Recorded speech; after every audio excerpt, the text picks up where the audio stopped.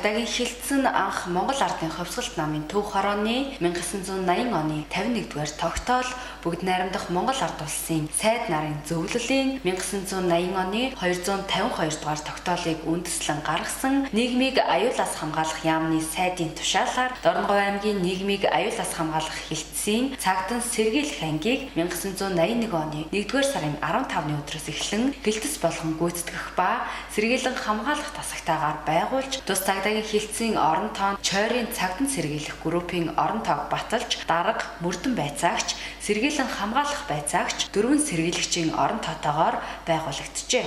Тэгвэл 2017 оны байдлаар Говьсөнбөр аймаг дахь цагдаагийн хилцэн захиргаа удирдлагын тасаг, эрүүгийн цагдаагийн тасаг, нийтийн хэв журам хамгаалах тасаг, мөрдөн байцаах тасаг, хэрэг бүртгэх тасаг, замын цагдаагийн тасаг, Шивэ Говь сумын цагдаагийн хэсэг, Баянтал сумын хэсгийн төлөөлөгч цагдаа гээд нийт 80 албан хаагчтайгаар ажиллаж байгаа юм а. Ард иргэдийнхээ амар тайван амьдрал аюулгүй байдлын энхий манаанд аймбие үл хайрлан цаг наргүй зүтгэдэг цагдаагийн эрхэм хүндтэй албан хаагчид маань Монгол улсад цагдаагийн байгууллага үүсгэн байгуулагдсны түүхт 96 жилийн ой, Говьсөнбөр аймагт цагдаагийн байгууллага үүсгэн байгуулагдсны 36 жилийн ой баяраа энэ сарын 19-ний өдөр тэмдэглэлээ. За өнөөдөр цагдаагийн байгууллагын 96 жилийн ой баярыг тэмдэглэж байгаа нийт Говьсөнбөр аймгийн цагдаагийн хилцэн бие бүрэлдэхүүн чөлөөндөө гарсан ахмадууд та бүгдээ өргөн дэвшүүлж байна.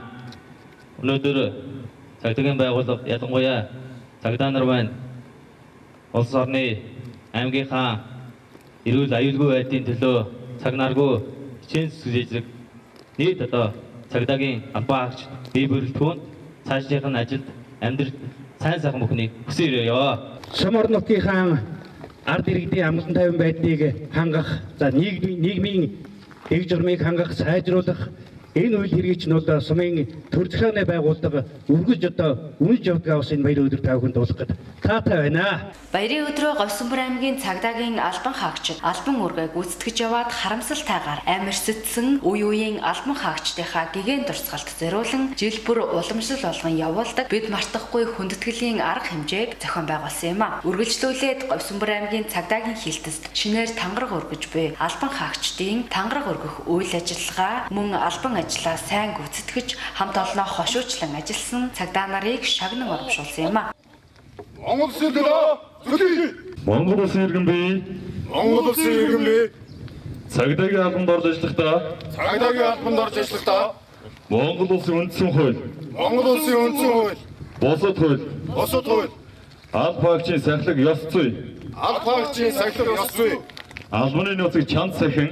Албаны нууцыг чанд сахин. Чин шударгаар ажиллаж.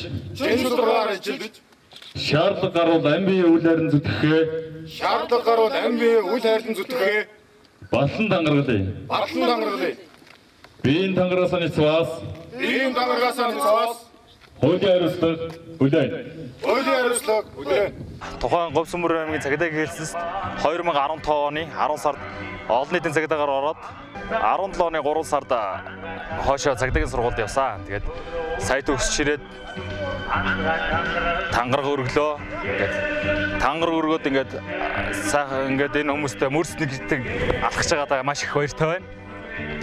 Ингээд Говьсөнбөр аймгийн цагдаагийн хилцс болон хилцсийн бие бүрэлдэхүүн болон нийт ахмадуудаа Монголын цагдаа үүсгэсэн байгуулсан 96 жилийн Говьсөнбөр аймгийн цагдаагийн хилцсийн 36 жилийн баярын гал алуу мэндийг хүргье.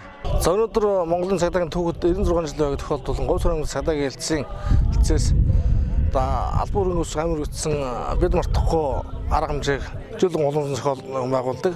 Өнөөдрийн баярыг тохиолдуулан олон арга хэмжээний зохион байгуулад ашнаар цагдаагийн албанд томилогдсон 5 албаагч тангараг өргөөд мөн цагдаагийн газрын дарганы тушаалаар цагдаагийн албаны төлөө нэг хөрвөр дуусрын медалаар нийт 27 албаагч шагналлаа. Ингээ баяраа 96 жилийн баярыг тохиолдуулан мөрснэгт нийт албаагчид баярын мэдлэгийг дэвшүүлье. Ингээд Говьсөнбөр аймаг дахь цагдаагийн хилцсийн нийт бие бүрэлдэхүүнд ажлын өндөр амжилтыг хүсье өрөөж байна.